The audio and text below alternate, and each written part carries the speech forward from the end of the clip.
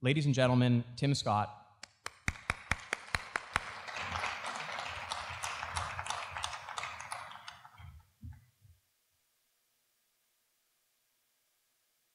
Thanks, Christopher.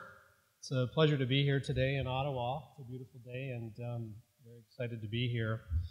I'll get into my story in a minute about how I grew up in automotive. I've already talked to a few folks here today that it's a small world, and we've made some connections just based on my family past and having been in the automotive space. So let's dive in, and I'll get into some of those stories as we go through.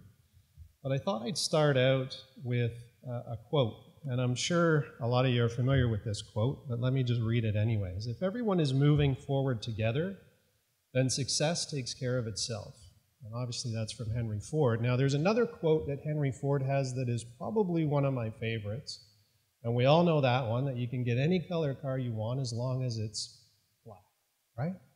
And that's why I drive two black cars today. Got summer one and a winter one, and they're both black interior, everything's black on those cars. I love it.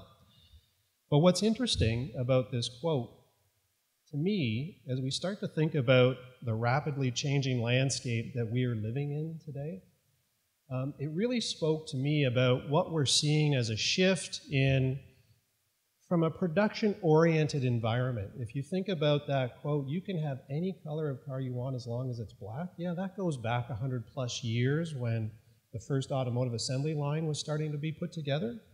But that was production-oriented. There was no care in the world about what the consumer wanted at all. It was, here's the car. If you want it, buy it. If you don't, we're not going to change anything for you. Today, that has completely changed. We have created an environment as retailers, be it automotive, be it any retailer in the world, that is focused on the customer experience. What does the consumer want? How do we differentiate ourselves so that the consumer wants to buy from us? We've created that. Just like we've created that yellow means things are going to be on sale and everybody wants to buy stuff on sale now. That's the environment we've created for consumers. Nobody wants to pay regular price. You all know that. When was the last time somebody paid regular price for a vehicle? I know there's a few because somebody really wanted that car, that Ford GT that you couldn't get. Anyways, that is part of the rapidly changing landscape that we are seeing today.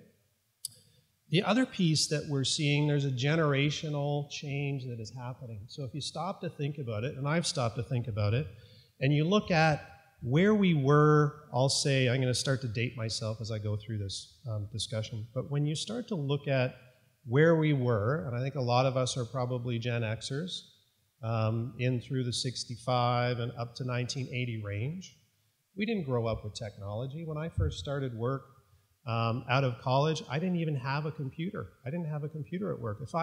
If I needed a computer, there was one that we could share in the office. Now it's unheard of that you wouldn't have a computer. And the Ys and the Zs, as those generations come through, they live with these attached to their hip. They rely on these to get their information, and these are how a lot of the interactions with them are driven, right? So that's rapidly changing, and we're creating that as well. So if you want to connect with those generation, with those buyers, it's that experience that you need to think about and how that's created. And the third piece that we find very interesting when we look at this rapidly evolving landscape is the fact that customer experience, it's compared across industry. So I'm not going to go into a dealership and go to another dealership and say, wow, that experience over here was great, the experience here was not, yeah, I didn't really like that. I'm going to go into Starbucks, I'm going to go into a Loblaws, I'm going to go into buy a refrigerator. I'm going to compare how I'm treated as a consumer and the ability to buy, the ability for them to interact with me as a consumer, and I'm going to compare that to the same experience I have when I go buy a car. And that's what I expect. So you're not only competing now to get the mind share and the attention of these consumers amongst yourselves, you're competing with other retailers that might have better interactive models. So that's a broad statement when we think about the rapidly changing landscape. So one of the things that I wanted to talk to you about today, we've done a global study, and I'll talk about that in a second. And I'll spend some time and go through some consumer insights. And I think they'll resonate with you. And I do it at the risk that I stand up here as a consultant that says, give me your watch and I'll tell you what time it is. Don't want to do that, but I think some of these insights are interesting just to level set where we are today and what some of the changes are that we're seeing in the near term. And I'll talk about some of what we're seeing as potential changes from a long-term perspective and what I believe, what we believe from a Deloitte perspective, is really going to start to drive the future of automotive retailing. Okay? So let me get into that story that I said I was going to tell you about, that Christopher said I grew up in automotive. I did spend time in industry doing a number of different things. My background is I am a chartered accountant, a CPA, focused in the risk world, so I spend a lot of time looking at risk and controls and process improvements. Obviously focused on bottom line improvements as well. But it was interesting to come here today and speak with George. George, it was a pleasure to meet you and just sort of share stories. George is a dealer over in Gatineau, a Ford dealer. And I asked him if he knew a fellow by the name of Larry Pringle. And of course he knows Larry. Larry's a Ford dealer based out of Napanee, and Larry happens to be my father-in-law. And to take the story back, so for the last 25 years, I've watched his dealer grow and change and evolve, and his dealership grow and evolve and change, and seen my brother-in-law take over the business and watch how that generational gap has transpired, because whenever I bought a car off my father-in-law, he would give me the keys and tell me to drive away, and away I went. I had no idea how the radio worked or how Sirius Satellite worked or how to get that hooked up back at the time. Neither did he. And now that my brother-in-law is there, he knows everything about every feature in these vehicles that is so cool. And it's great for me now to get that experience through him, because those are the things that are now starting to come into play with vehicles and that are starting to matter. So what was interesting also was when I got married. So the day of my wedding, my grandfather was there. And of course, my future, my wife's grandfather, my future grandfather-in-law, I guess if you want to say that, was there. And they looked at each other and they said, we know each other. And they were together on dealer council, and this goes back to the 1970s. So my grandfather had a couple of dealerships in London, Ontario, where I grew up. So as a little kid, I was sort of immersed in that lifestyle, if you want to call it that, and hearing about the trials and tribulations. So despite having not formally worked in a dealership environment, I've got a lot of that, as Christopher said, deep in my veins and running through my veins, and I really am passionate about it. So just a quick story there. So what's that mean for me? And it's interesting because I want to talk about my experience when I buy a car. And it's really simple. It's really, really simple. I go and I say, here's my keys, and I get a new set of keys and I drive away. That's kind of what I do. Now, it was actually a lot easier before the whole bubble burst and the residuals went up on the leases, because I don't do a lot of leases anymore because I find the residuals are still a little bit lower than where they should be. But back then, when it was just leasing, I would pay the same amount every month and get a car every 2-3 years and just keep going. I didn't have to worry about what the cost was, or I obviously trusted my dealer, my father-in-law, and everything was transparent, and it was great. And I was talking to somebody about 6 months ago about my car buying experience, and that's been over the last 25 years. I've never had to negotiate for a price on a car, ever. And it's weird for me to think about that. I feel like I've missed out a little bit. But in any event, when I stop and think about my experience, I think that this is the experience that people are looking for today. Is they're looking for transparency in the transaction. They're looking to really feel a connection and trust their dealer, the salesperson that they're dealing with. They're looking for an efficient process. They don't want to spend time with paperwork and get asked all those questions. Can I get this information? I need this, and doing that. And it just, to me, it's interesting because I really think that that's where things are headed. So let me dive into some of these consumer insights and just share a little bit of those with you. And then I'll jump into what we see as the sort of phases of the future of automotive retail, and we'll talk a little bit about that. Now, I believe, Christopher, we're going to save questions for the end. So I would encourage you, if you have any questions, to jot them down. and we'll be happy to take those towards the end of the session. All right, I'm going to just sort of go through from a journey perspective, and this slide talks about research and researching a vehicle purchase. And it was interesting for me, because again, when I grew up, trader or automotive trader to me back in the day was something probably different and a little smaller than what it does today. And when I spoke to Christopher and just got the breadth of what trader is doing, it amazed me.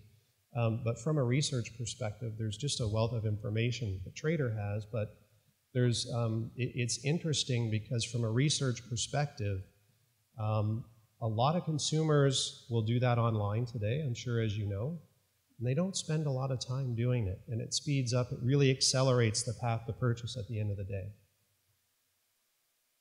So it's really important, you know, both from an OEM perspective and from a dealer perspective, to capture immediately, to be able to capture immediately out of the gate your consumers, your buyers, to make sure you get their attention. And you know, I've had a chance just to speak to Brian briefly, who'll speak after me, and I think he's going to spend quite a bit of time talking about how you know if you're winning from a digital perspective. That's very important there. How long does it take to buy a vehicle? And the research is showing that some folks, in fact, do it in a day. They'll go the same day and they'll buy a vehicle. But a lot of them, it's within 1 to 2 weeks. You can see the bulk there. 65% of consumers are buying vehicles within 1 to 2 weeks. It's not a long path to purchase anymore. People are not researching vehicle purchases for months and months and coming in to haggle and negotiate and come back next week and do that 4 or 5 times. That path to purchase is much quicker than it used to be. And maybe I'll take a pause because I can see our marketing manager in the back, and she's going, oh my gosh, you didn't tell anybody about the survey and what the background is. So I'm going to do that right now and just give you some background. So this is a Deloitte-led survey. It's a global automotive survey. We did it in early 2018. So it is very current and very relevant. It was done across 17 different countries, so it was global. It included Canada. There were over 22,000 participants that were involved in the survey. It was an online polling survey. So just to give you a little bit of background there, the results that I'm going through today are actually the consolidated results. I haven't pulled Canada out. You'll see on a few of the slides that there are some Canadian-specific breakdowns. But if there's anything you see here that you want me to come back to, just let me know. I do have a lot of slides that have survey-related information. I'll skip through some of them fairly quickly. Jot it down, we can come back to it, or I can send some information to you afterwards. Well, that's a good question. From a presentation perspective, are you going to share the material afterwards, Mila or Christopher? We can arrange that, yeah. So, and I can certainly share that with you if you'd like that afterwards, for sure, yeah. Okay, so this one to me was interesting. It took me a little bit of time just to go through it last night. 64% of consumers visited their selling dealer more than once. We just talked about that on the earlier slide. What is also interesting is it's about 50-50 on whether you go back to your previous dealer. So I've got a car and I want to go back and get another car. Do I go back to where I bought it before? 50% do. 50% go to another similar branded dealership. Another 50% will go outside of brand. So that's what we're seeing here, and the number of visits there is represented that you actually have more of those individuals are spending more time with their current dealers when they make that decision to go. Okay? So again, I talked about trust with the salesperson in the store. And you can see here that it's interesting because at the dealership, the trust with the dealer after that first visit increases. That's what the survey is telling us. So that's a good thing. That's a great thing, is that when you go in, you're building rapport with your salesperson. You're feeling a good relationship. That's going to make you want to come back and make the decision to buy. And you can see across sort of different, I'll call it avenues from the path to purchase there, whether you feel better about that relationship either before or after. So blue is the before and green is the after. And it's really interesting because it's really only when you deal with the salesperson that the trust level goes up. Everything else has actually gone down a little bit. Okay, when I think about the future of automotive retail, and I flash forward, you hear everything about autonomous vehicles, you hear everything about Uber and fleets, and who's going to own these cars? Am I going to own a car? Are my kids going to own a car? I'm always going to own a car. I know I'm always going to own a car. I'm going to fight tooth and nail to have a gas-powered vehicle for the rest of my life. But are my kids going to own a car? I work with people today, I call them kids in the office. They don't own cars. When I ask them to drive out to Brampton, I'm based in Toronto, when I ask them to drive out to Brampton, they're like, how am I supposed to get there? And it kind of irritates me, because when I started work, if I didn't have a car, I wouldn't have a job, because I needed a car to get around. But now, I kind of look at them and say, well, there's public transportation, there's Uber, there's Lyft, there's all kinds of options, there's taxis, But for them, they're all centered around where the office is, and they don't feel the need to own a car, a lot of these kids that are probably 25 and under. So it's interesting to see that generational shift. But what's also interesting is with the options available to purchase a vehicle, and you look at Tesla obviously is online, you look at what Genesis has done here in Canada. I'm not sure exactly where they are with their model now from that, but you could do a full Genesis purchase online. I think they may have pulled back a little bit on that. But at the end of the day, people are still telling us through the survey that they don't want to leave the dealers behind. They want to go in and have that physical experience. And a couple of the other slides will talk to the why behind that. Again, not a surprise to this group, because I think that's the world that you've lived in. Customer experience is uber important. Now, I've talked about that, so I don't want to overplay this slide too much, but it's very important, and we'll talk about how you drive that as we go through. This slide, it's a little busy. What I would say is the light blue, or the blue color that you see there, the top choice. So we asked people, what they're most concerned about, and they were most concerned about getting a good deal. So that's interesting. Again, for me, I've never haggled on a car price before. But they are basically saying, I want to get a good deal, I want all my questions answered, and I want to take a test drive. So there's a physical element to buying a car still, which is great. People want to go in, they want to have that physical experience, they want all their questions answered, and they want to go for a test drive. And they want to see the color, and they want to make sure that it's the car that they want. So there's still that element of the buying experience. And those are really the top three drivers that people have. And I've talked here about the physical interaction, so I won't dive into that any deeper.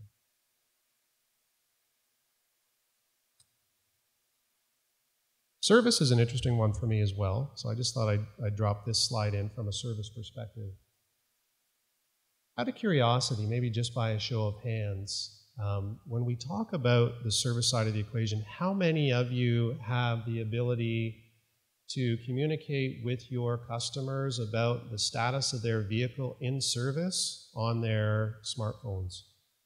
Out of curiosity? That is awesome. Awesome. I would love that. I haven't had that experience. I wish I did. And I assume that drives, when your car's going to be dropped off, what's happening at the dealership, photos if you want to send photos to folks. That's kind of what I would expect there, and even the ability for me to book appointments from a service standpoint. I love it. So that's great. But service, the whole process from a service perspective, you can see the results here, is really something that drives that customer experience, and being able to check in and check out quickly, being able to get access to a loaner vehicle, getting the real-time updates, which we've just talked about, and ongoing support between any service if you have any questions. That's desired as well. Okay, so let me spend a little bit of time now and talk about the future. I call it the future of mobility, but let's talk about it from an automotive retail perspective. And really, when I talk about future mobility, it's how are we going to get from point A to point B? What does that look like?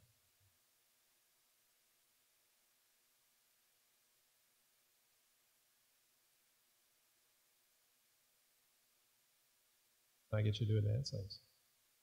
All right. I'm going to spend a little bit of time on this slide to make sure that we're all grounded on these four elements or four future states of mobility.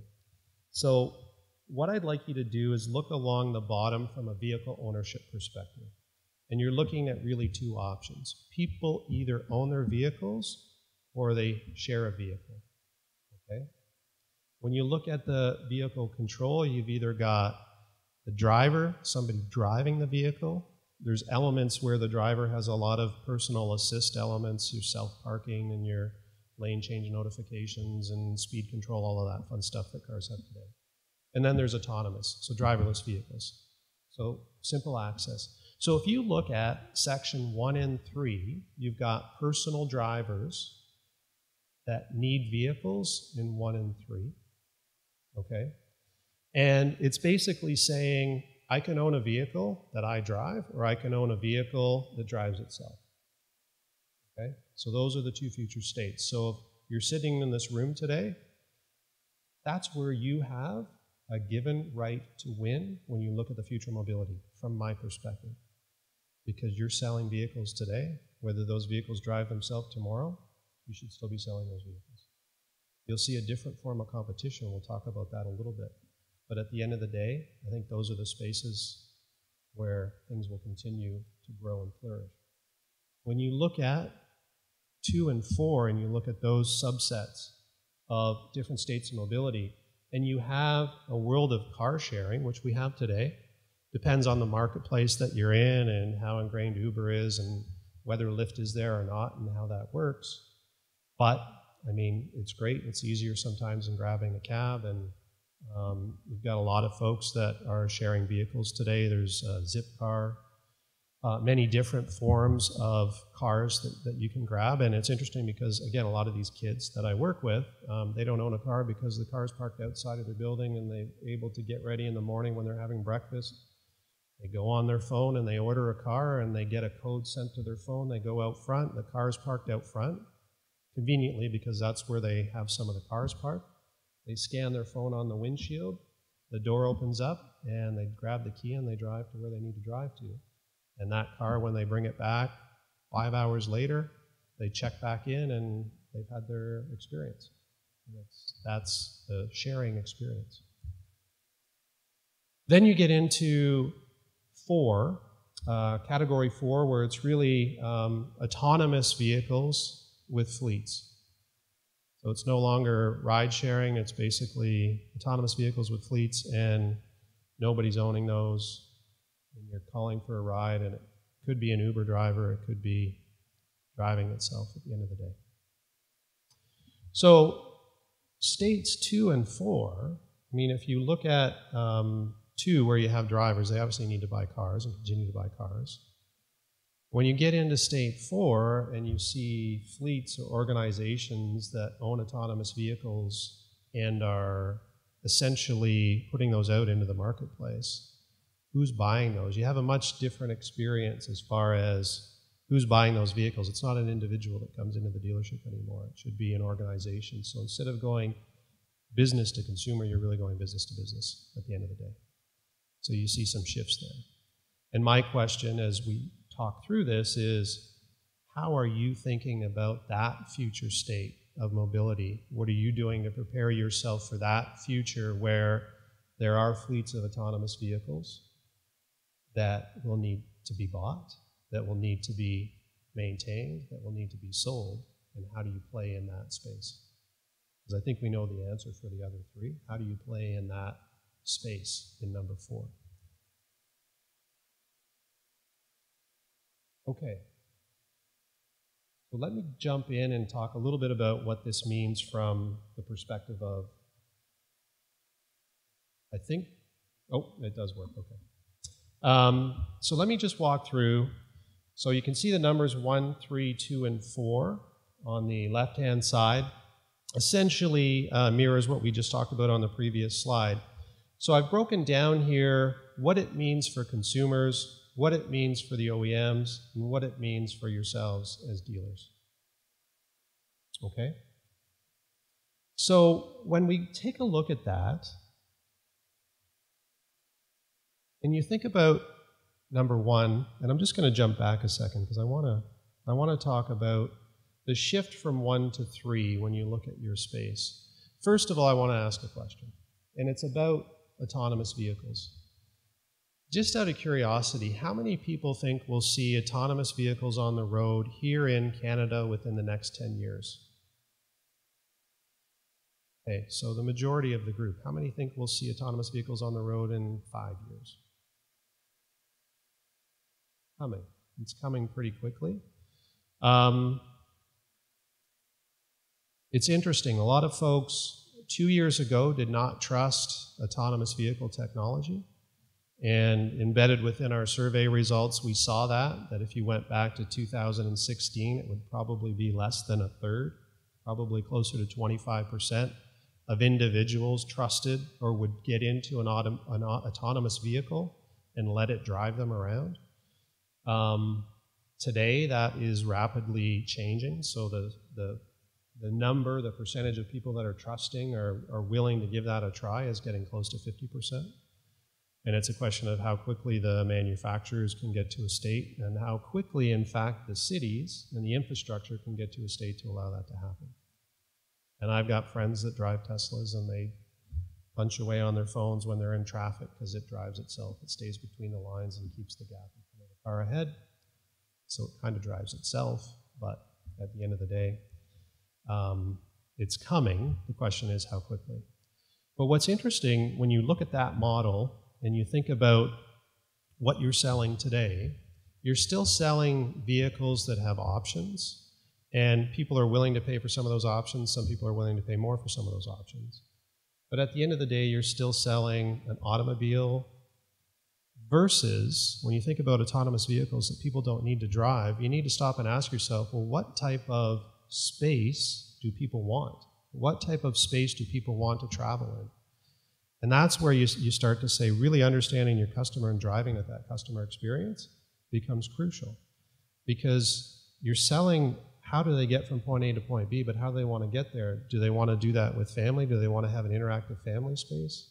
Are they more worried about what type of software and technology the vehicle has embedded within it? Are they more worried about the entertainment value? Are they more worried about the fact that they've got a 5-hour drive to the cottage on a Friday afternoon? So they might want to have a nap before they get up there so that they can have some type of sleeping ability within the vehicle. I don't know. But when you look at the customization that could and probably will be available in these autonomous vehicles, when you have more space dedicated to the experience of being inside the vehicle as opposed to space dedicated to driving, functionally driving the vehicle, it's a much different experience. And it's going to be a much different experience and opportunity for yourselves, engaging with the consumer, engaging with your customers in the dealership as far as what is it that they want and need, and how have the OEMs allowed themselves to be very agile from a supply chain perspective such that they can customize, that you can help your clients customize, but they can customize quickly versus things that may need to be aftermarket. So I think about back in the day, you know, as a kid growing up, you always wanted to have a kick-ass radio in your car. So you'd always go somewhere else to get the really cool radio put in. Well, is that something now when you look at all of the features and options that will be available in autonomous vehicles that you want to make sure you're in control of? How do you maximize value for yourselves from that standpoint? So when I look at the driverless revolution up in number 3, I think there's a huge fundamental shift as far as how you view yourselves and what you can possibly do and sell and how you monetize that at the end of the day. Okay. So I just wanted to go through this slide quickly. Time check here. I've tried to break down between consumers and dealers sort of what some of the differences are, but I think I've talked about it a little bit. As we look to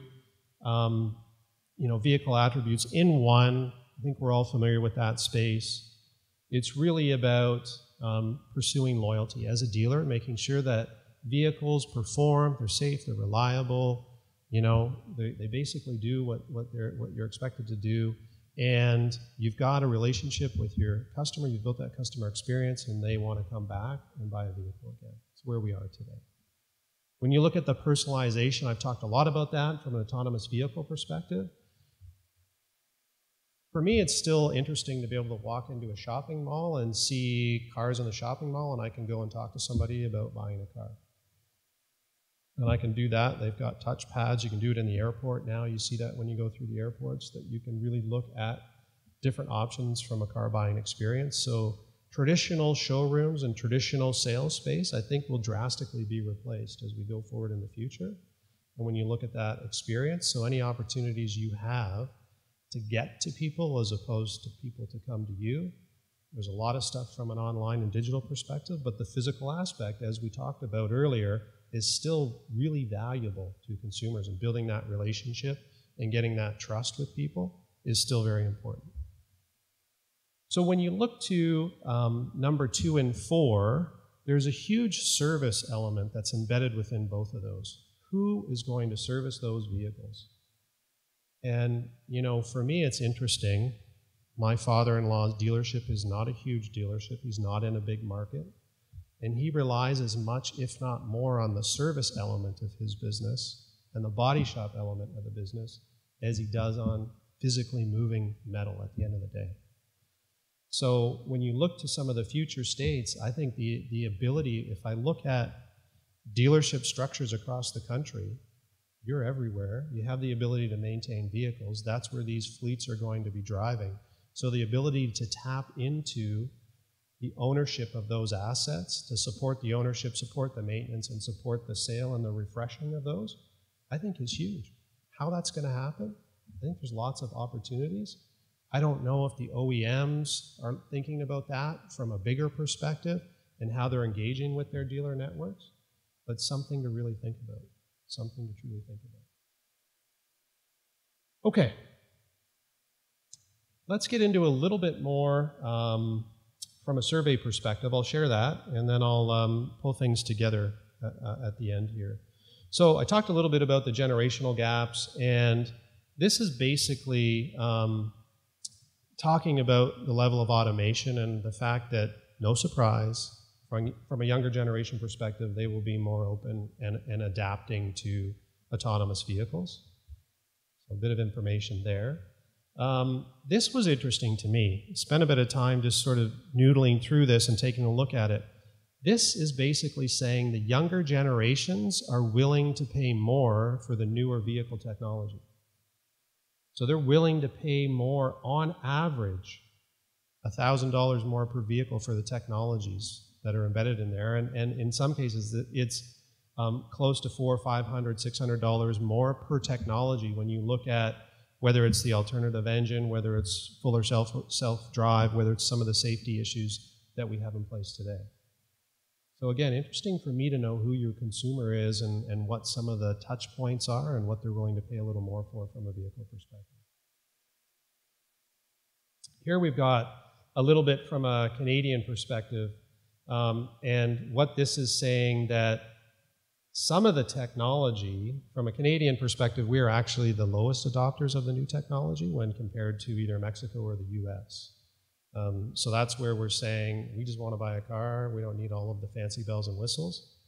I think when you give people the experience with some of the bells and whistles, they will quickly realize how much they actually would pay for it. And my example is the car that I have a car that's a 2002. It has none of the features that we have in cars today, and then I have a 2016 vehicle, and it has all of the great features. It's got gap control and lights that light up when I go to change lanes if there's a car there for the blind spot. And the rear camera one, which I hate backing up in a vehicle without a rear camera now. I can't do that without the rear backup camera, and it's such a simple thing. But I wouldn't want to buy a vehicle today without it because I've gotten used to it. So I think that's an element here of giving people the experience of being able to actually drive with some of these technologies, and they'll really fall in love with it. Okay. How are we for time? I just want to do a quick time check. All right. I've got the 6-7 minute mark here.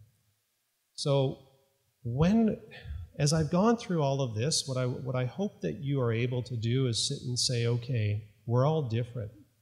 And the same thing is not going to apply to each of us because we're located in different markets, different geographies. We've got different forms of competition. We've got different demographics as far as people that are coming in to our location.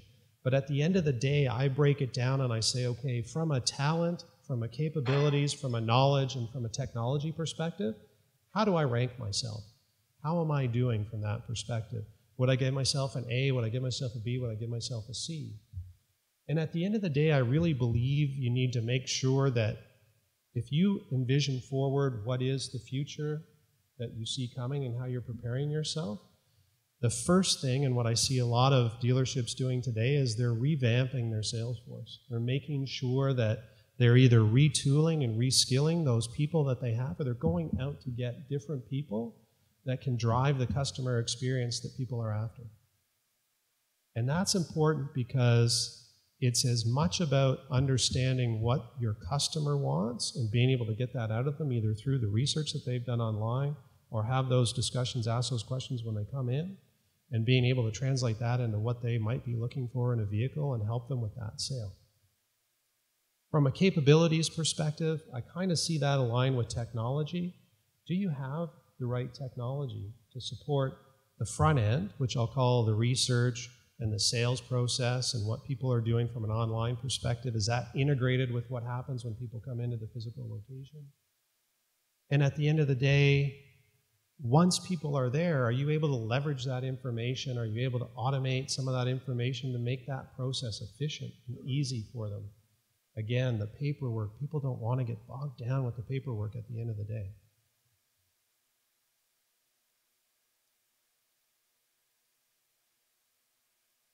So again, I sort of leave this slide with you to, what experiences do customers expect? And again, I think it will be different for each of your markets, for each of your brands, for each of your dealership locations, but you need to think about what you think they expect. What are those critical capabilities that you have to develop?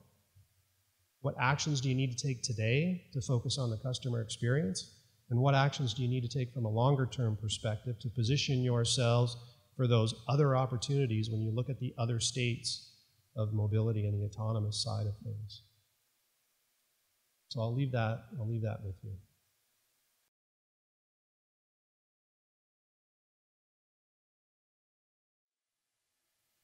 So how many folks have seen that before, out of curiosity? A couple folks? Yeah, I was surprised it was that easy, or could be that easy, to actually take a car for a test drive and ultimately buy it. So just as I wrap up, I jotted down this morning 8 things that I really wanted to leave as final messages. So if you allow me just to read those off of my scratchy handwriting, I'm going to do that right now. The first one is build a seamless omni-channel experience, right from the research phase, the digital piece, and the automated efficiencies. Okay? Make sure you're leveraging that online experience from your customers. Become trusted stewards of the data that is available and will become available within the vehicles. Become trusted stewards of that data. That information will be so valuable to you at the end of the day. So make sure that people trust you with having that data. If you remember, insurance companies, I think they still do this now. If they put a little black box in your car and track your information, you can get lower insurance rates. I have no idea what the adoption is on that. I've been afraid to do it because I drive faster than I should, so I don't want them to know that. But at the end of the day, the data that's available in these vehicles, if you have access to it, it'll give you so much information. Similar to that is upgrade the back end and the consumer-facing technology, which really what I mean by that is you've got all kinds of information that your OEMs have and all kinds of information that you have, all the way through from the research, through to the purchase, through to the service elements, that if you can put those together, you'll get a much more comprehensive view of what's happening with your consumers and how they're buying vehicles. Talked about revamping your sales force, so I think that's pretty straightforward. This is maybe more from an OEM perspective when I talk about develop build-to-order business models, and that's really about the ability to say how agile can you be and how customizable can vehicles become 5-10 years from now based on what that consumer is really looking for. Explore strategic partnerships, and I would say even at the dealership level, what strategic partnerships are available when you look at these fleets that we believe and honestly will be coming. So prepare for that fleet management. And the last one is don't be afraid to be creative about how you make money. I'll leave it at that. Thank you.